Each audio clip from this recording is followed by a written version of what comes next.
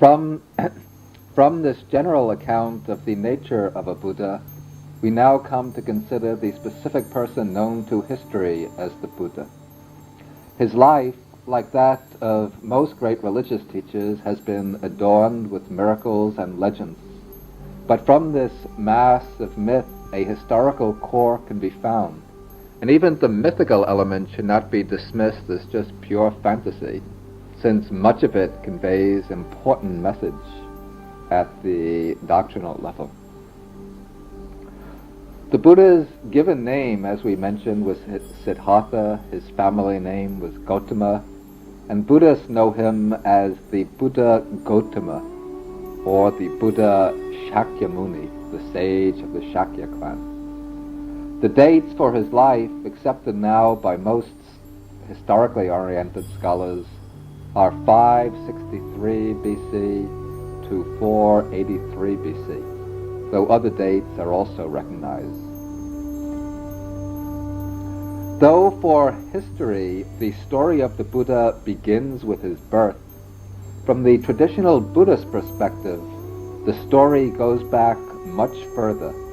It goes back aeons and aeons into the past. For every Buddha arrives at his high attainment through a career spanning many lives. During this period he is called a bodhisattva, a being bound for complete enlightenment. And in his successive lives as a bodhisattva, he works to perfect in himself certain virtues that come to maturity with his attainment of Buddhahood. According to the Pali sources, the bodhisattva career of our own Buddha began countless kalpas, hundreds and thousands of kalpas, aeons in the past. In the dispensation of a Buddha named Dipankara, who is the 26th Buddha before Gautama.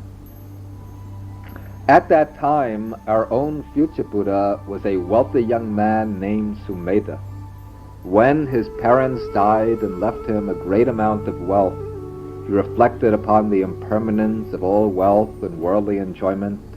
Then he renounced the household life and became a hermit, living in the forest, practicing meditation.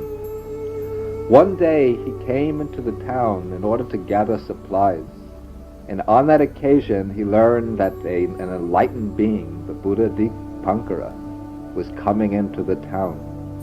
Then, when the Buddha Dipankara entered the town, the hermit Sumedha saw him coming, and he was so awed by his majestic bearing, by his presence, by his serenity, by his majesty, that he bowed down at his feet, right down in the mud, and he made an aspiration in his mind that he too wanted to become a Buddha sometime in the future.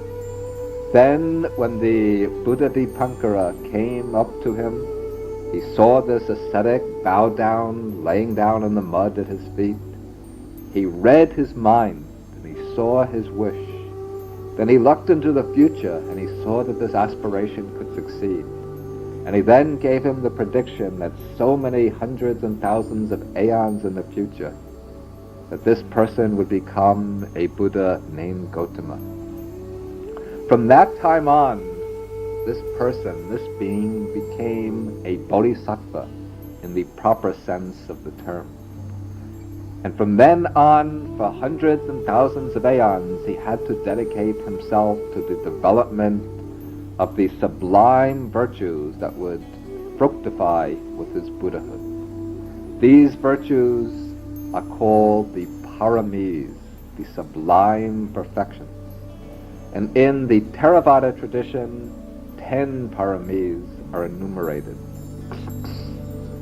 These are generosity, moral discipline, renunciation, wisdom, energy, patience, truthfulness, determination, loving kindness, and equanimity.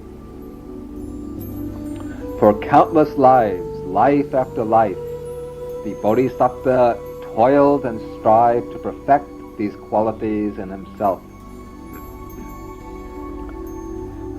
Sometimes he would dedicate several lives in succession to the development of one parami.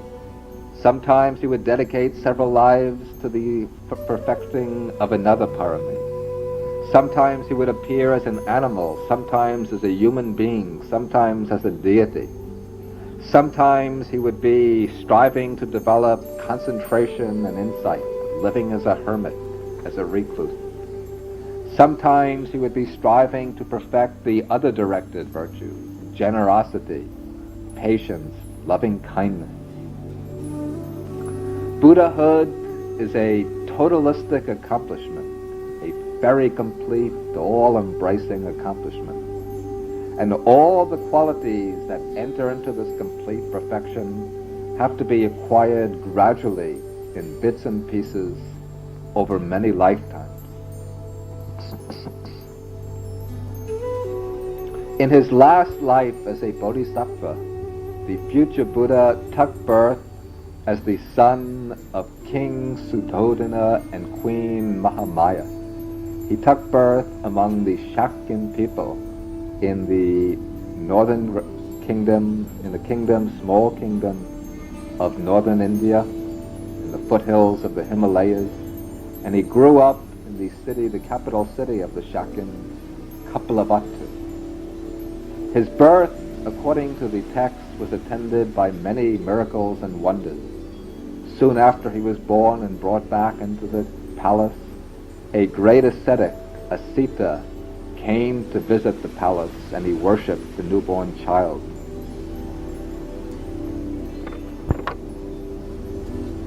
After he was born, his father, the king, called in the court astrologers to foretell his future. 8 Brahmins, noteworthy astrologers, came to examine the baby, looked at the signs of his body, consulted his horoscope, and when they finished, all the astrologers, with one exception, held up 2 fingers. The father was perplexed about this and asked, "What is the meaning of this strange sign?" The Brahmins replied, they said, "Your Majesty, a great destiny lies open for this newborn child of yours, but there are 2 possible destinies open to him. If this child of yours is shielded from the sorrows of the world, he will grow up to become a great emperor, a Chakravarti Raja, a universal emperor, who will extend his rule over many lands and bring great benefits to many people. However, they said, if your child sees for himself the sufferings of the world, he will leave the household life and become a Buddha, an enlightened one, who will roll back the veils of delusion from the world and become a spiritual teacher whose teaching will spread throughout the world." But the one Brahmin who held up one finger said that for him he had no doubt that the prince would become a Buddha. Now the father, being a ruler himself, naturally didn't want his son to become an ascetic spiritual teacher. He wanted him to become a ruler, the proper heir to his throne. And so the father did everything he could to prevent his son from seeing the sufferings of the world. He built for him 3 palaces, one for each season, according to the Indian climate. Each palace had lovely pleasure gardens, ponds, fountains, flower beds, and so on. The young prince lived in luxury, always attended by musicians, dancers, and singers. He enjoyed himself in the company of youthful playmates, singing, dancing, playing in sports. Then when he reached manhood, his father arranged for him marriage with a beautiful princess, Yasodhara, and he lived happily with his wife in the palace. But when he reached his 29th year, he became increasingly reflective, more and more thoughtful. He began to wonder whether this was the ultimate goal of human life, pleasure, power, and fame. which were all transient and unreliable. Or he wondered, is there something more beyond this, something which is eternal and unchanging? His first encounter with the hard facts of life is told in the text in the form of a myth that expresses a real and powerful psychological awakening. According to this myth, up to his 29th year, the Prince Siddhartha knew nothing at all about aging, sickness, and death.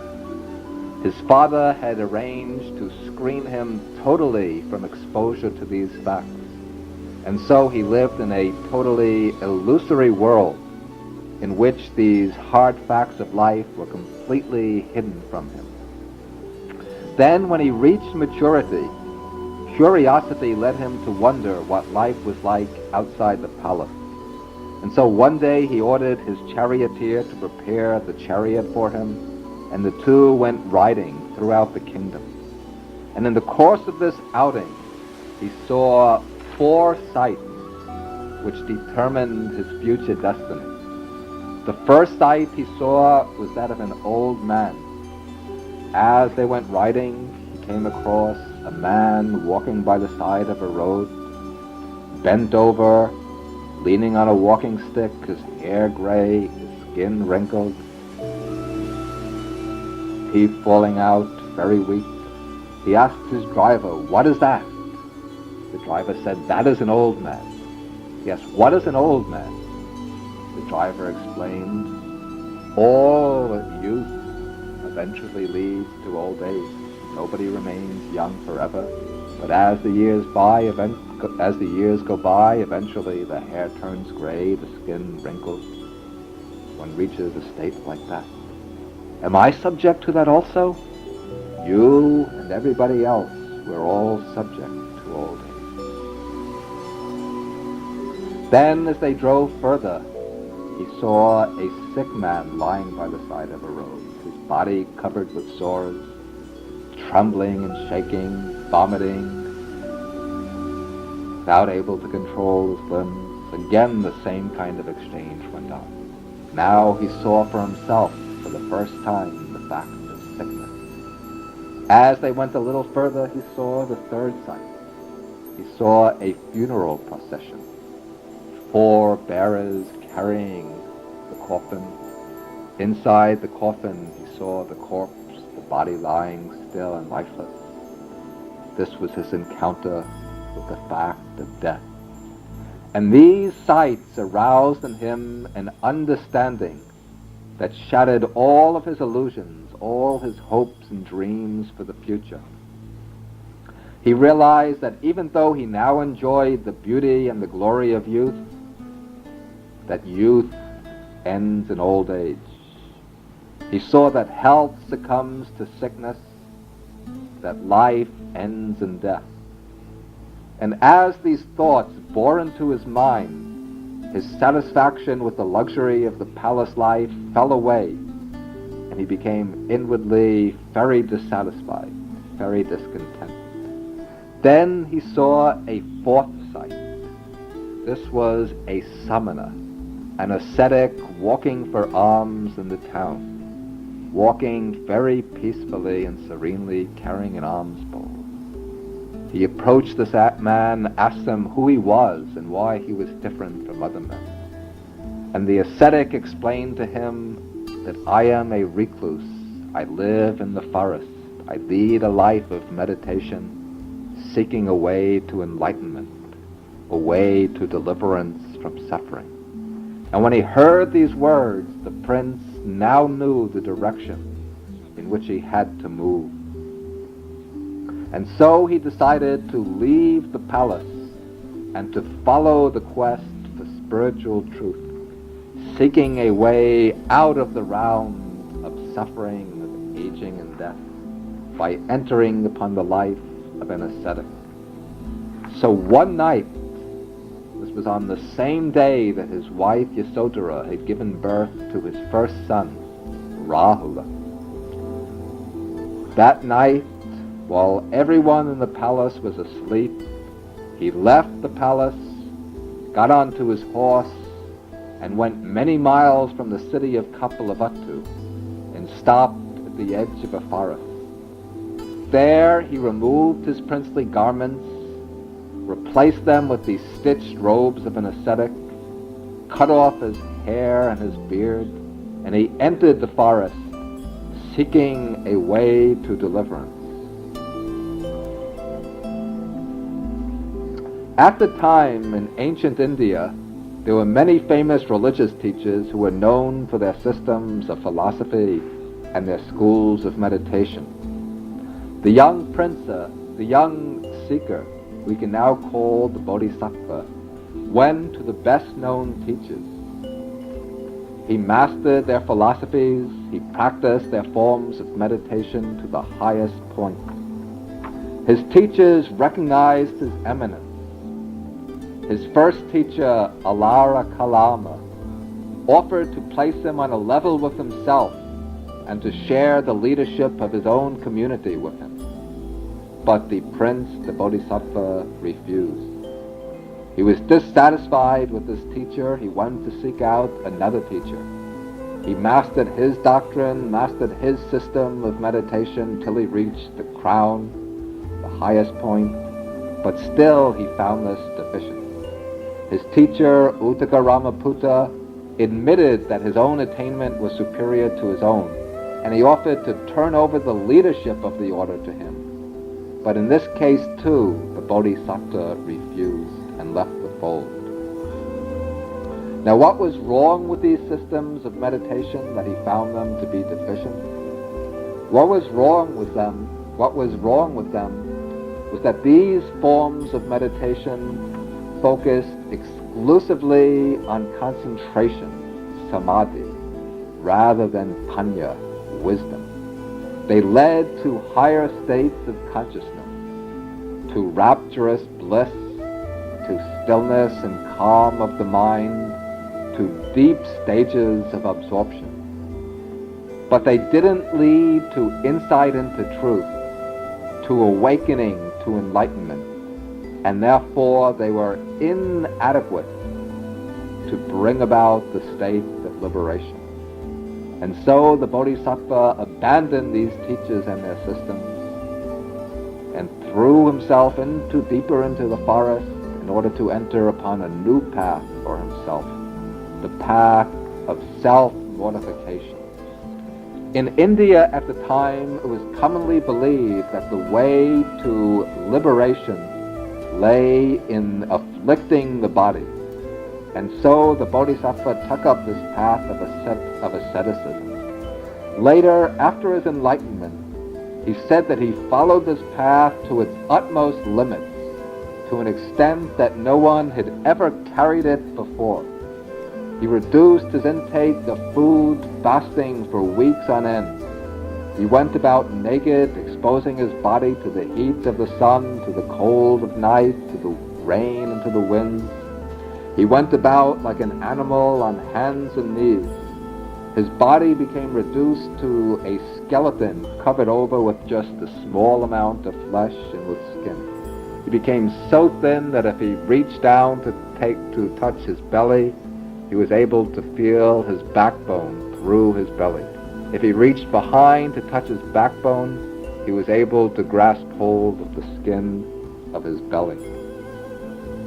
At the time, he was accompanied by 5 ascetics who gathered around him, willing to serve him and attend on him, in the belief that if there was anybody who was going to reach supreme enlightenment, it was this great ascetic, this very severe ascetic, who was a former prince.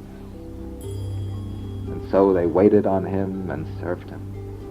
However, the Bodhisattva found that all of these austerities only proved futile. They didn't lead to any enlightenment, to any state of higher wisdom. They led only to the wasting of the body and to the weakening of the mental faculties.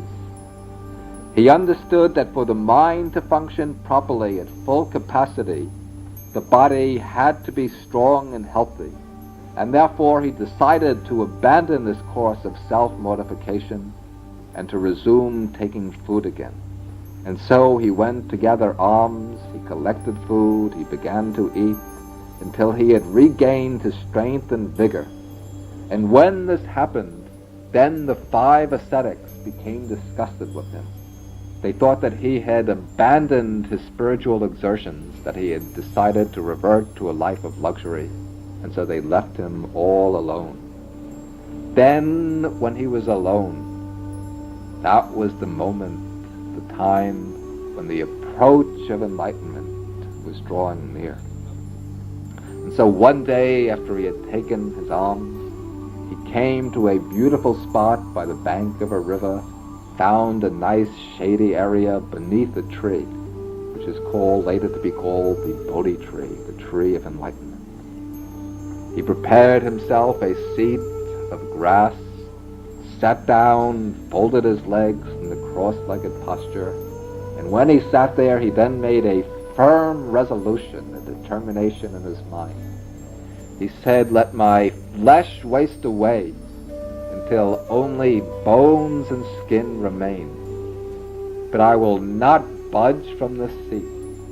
I will not unlock my legs until I have reached supreme enlightenment, until I have found the way to deliverance." Then there took place the struggle for enlightenment. As evening descended, a tremendous internal struggle waged itself within the mind of the seeker. A struggle against all the defilements, all the attachments, the ignorance and afflictions, which had been lying dormant in his mind. In the text, the struggle is depicted allegorically as a battle with Mara, the personification of all desire and attachment, the tempter, the evil one. When the Bodhisattva crosses his legs in meditation and begins to focus his mind, Mara learns what he is doing, and Mara calls together all of his armies and hordes of demons and approaches the Bodhisattva sitting beneath the tree. He comes to him and tries to tempt him in different ways. He offers him honor, power, and fame, sovereignty over the whole world. He appeals to his love of family life, his love for his wife, parents, and child. Then he tries to frighten him with thunder and lightning, throwing weapons at him, displaying many horrible forms. He tries to seduce him with the delights of the senses, sending his daughters delight and attachment and pleasure. The seductive daughters of Mara he sends to try to seduce him and lead him into the pathways of sensuous pleasure.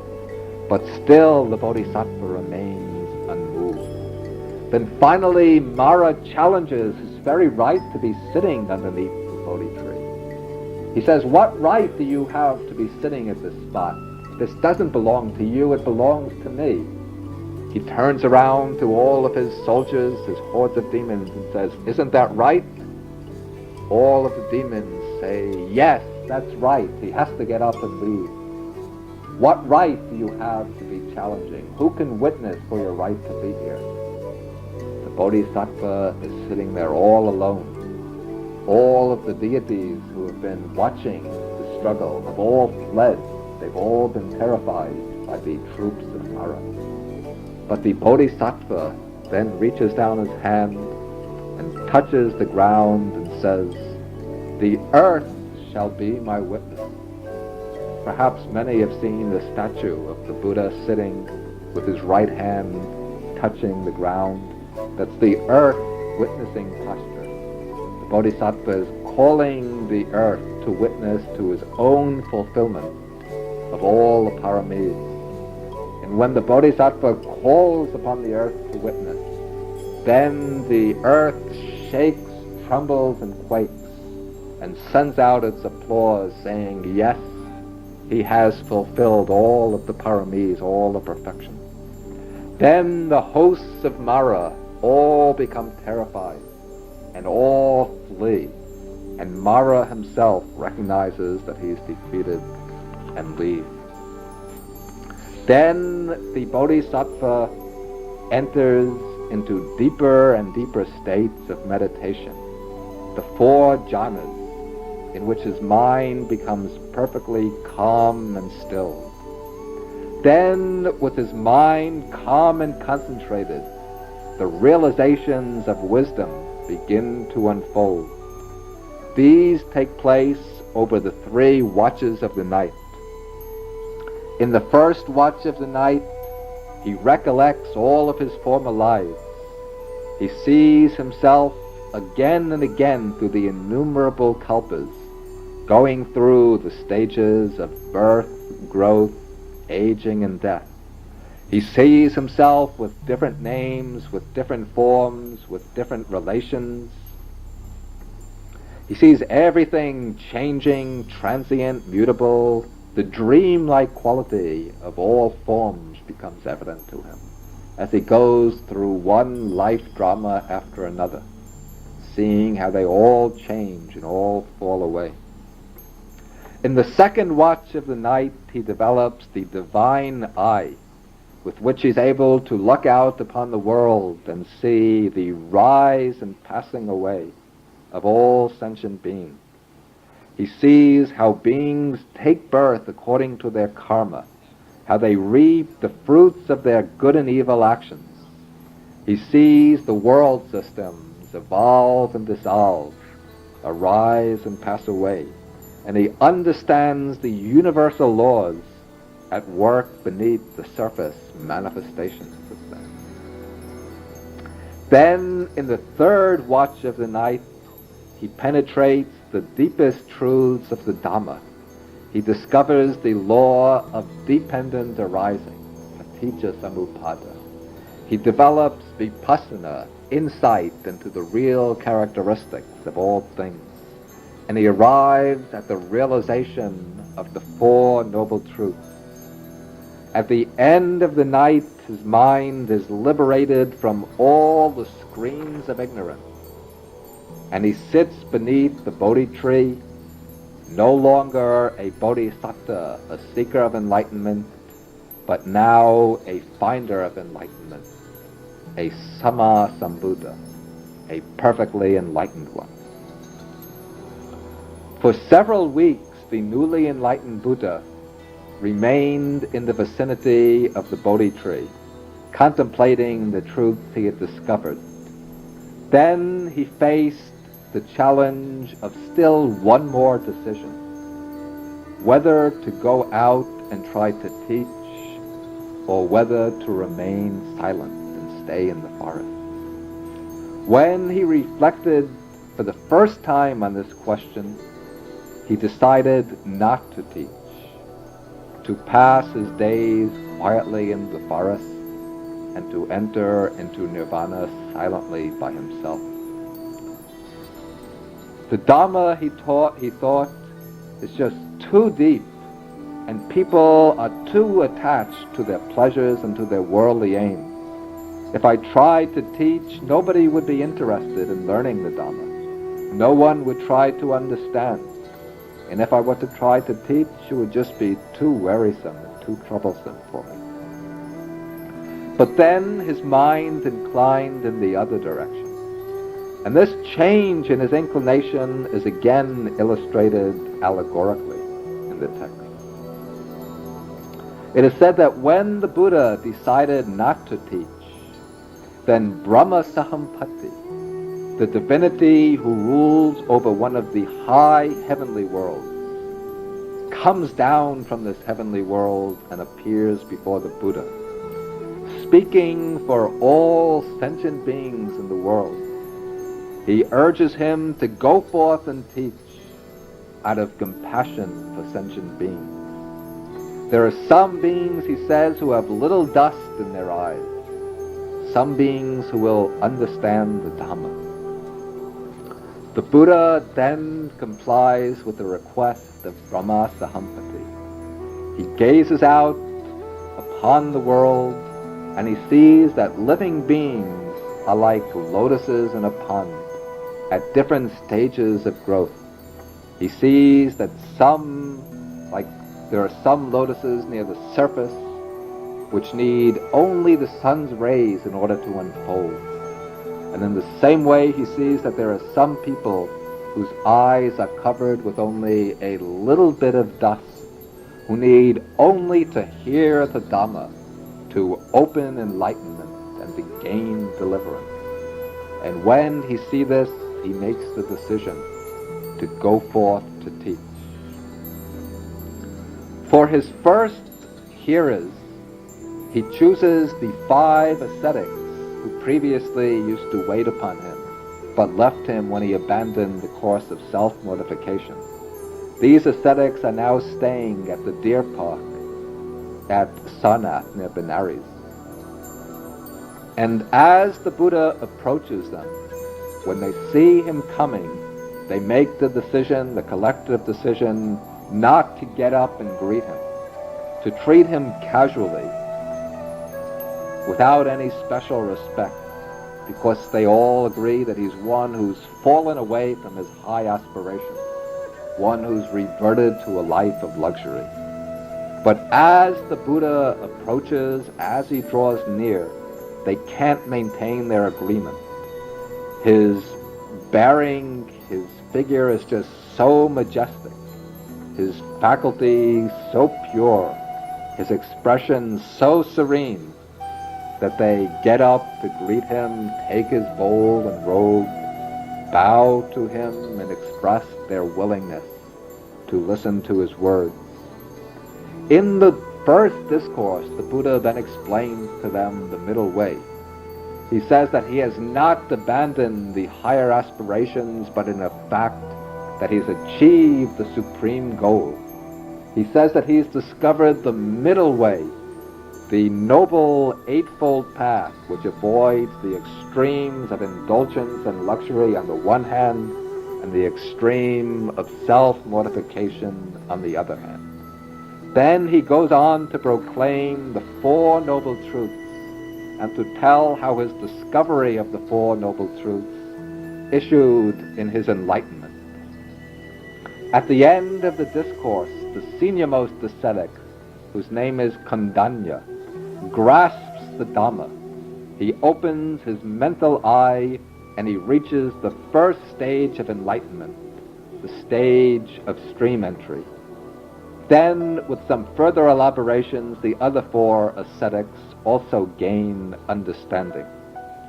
Then, after the second sermon, the discourse on anatta, or selflessness, all the 5 ascetics gain arhatship, full enlightenment and liberation of the mind.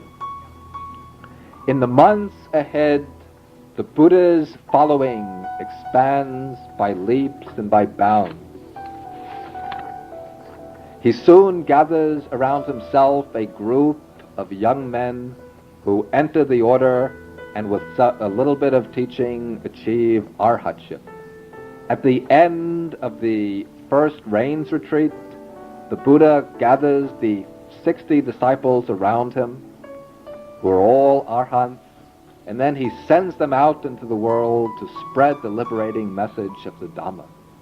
And in his talk, he emphasizes compassion as the motive for teaching.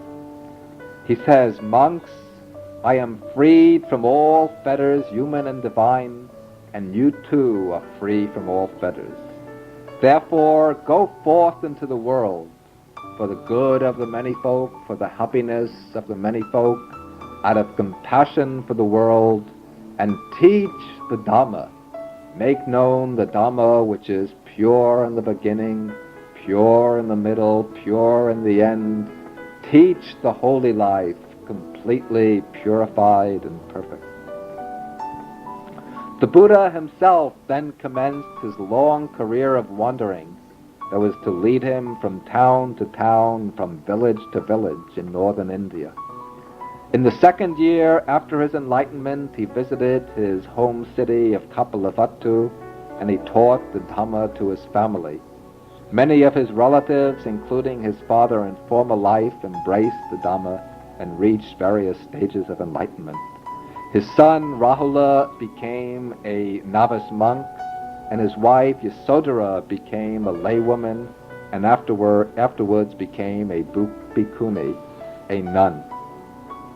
Each year the Buddha would spend the 4 months of the rainy season in a single residence, most often either at Jetavana in the town of Savatthi or in the bamboo grove near Rajagriha.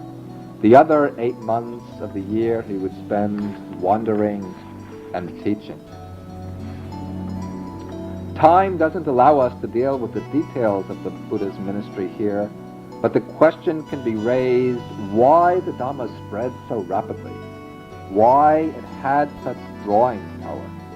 These questions are especially important to us because the answers aren't confined to any single time period or country, but bring us to what is universal in the Buddha's teaching, hence to what is relevant to us right here and now. I think the rapid spread of the Buddha's Dhamma can be understood through the aim of the teaching and through the method that the Buddha lays down to achieve that aim. The Buddha's teaching speaks directly to the central problem at the core of human existence, the problem of suffering, and it offers to show a way out of suffering to perfect peace, to unconditioned happiness. The entire doctrine of the Buddha flows between these 2 points, suffering and the end of suffering. Every other consideration, all the speculations, the metaphysical concerns, the dogmatic subtleties that often infest religion, all of these are set aside as irrelevant. And not only does the Buddha make suffering and its cessation the focal point of his teaching, but he deals with the problem in a very realistic way, a way that is personal and immediate, a way that can be verified in our own experience. He traces suffering to its roots right in our own mind, in our own greed, our hatred, our delusion, and he holds that the cure, the solution, also has to be found in our mind, in purifying our minds from all of these defilements. As a result of this diagnosis, the Buddha rejects all extraneous religious forms which involve external reliances, the performance of rituals and sacrifices, the appeal to authoritative books, reliance on priests and saviors, the reliance on divine figures to grant us salvation. The Buddha emphasizes that self-reliance is the key to deliverance. He says to his disciples, he says, be islands to yourselves, be a refuge to yourselves, look to no external refuge. As the way to deliverance, he holds up purified conduct and correct understanding. And even the Buddha functions simply as a teacher of the path, not as a savior who grants salvation. The Buddha points out that the path to the end of suffering has to be followed, each one by himself. The Buddha can show the path, but each person has to follow it according to his own energy and his own understanding. For this reason, the Buddha rejects the call for blind faith and belief. He doesn't want disciples who merely believe in him or accept his doctrine out of respect or through faith, but he asks his followers to examine his teaching, to investigate it, until they become convinced of it themselves. He says that just as a goldsmith, if he's given a lump of metal and told that it's gold, he doesn't merely accept this through belief, but he tests and examines it by burning, cutting, and scraping until he's convinced that it's gold. So in the same way, he says to his disciples, accept my doctrine only after examining and scrutinizing it, not merely out of respect for me. Another appeal of the Dhamma that accounts for its rapid spread, I think, lies in its universality. The Buddha taught the Dhamma freely and openly to all who are willing to listen. He says, "Open to all are the gates of the deathless." His doctrine deals with the most universal problem, the problem of suffering, and hence he placed no restrictions on the people to whom it should be taught. The Buddha taught to people of all social classes, whether they be Brahmins, aristocrats, merchants, farmers, businessmen, poor people, even outcasts. He taught to people of all different occupations, to men and to women, to recluses and lay people. He had no esotericism. There was nothing secret, hidden, or concealed, nothing reserved only for the initiated. He says that just as the sun and the moon become beautiful when they shine forth openly, so does his doctrine reveal its beauty when it's taught openly, not when it's hidden or kept secret. Another feature of the Buddha's method, I think, which accounts for its rapid spread, was his skillful means. The Buddha had a special skill in finding exactly the appropriate way to teach the person who had to be taught. Through his special faculties of knowledge, he could read deep into the hidden resources, into the hidden recesses of a person's heart. He could see the person's mental tendencies, his past accumulations, his preferences and his capacities, and then he could adapt the teaching according to the needs of the listener. And the Buddha taught his doctrine in a graduated way, not in a demanding way, but in a way which led gradually upwards, according to the capacity of the listener. And so the Buddha taught for 45 years, from his 35th year up to his 80th year. As he approached his 80th year, he knew that he had accomplished his mission. His doctrine had become widespread and fruitful.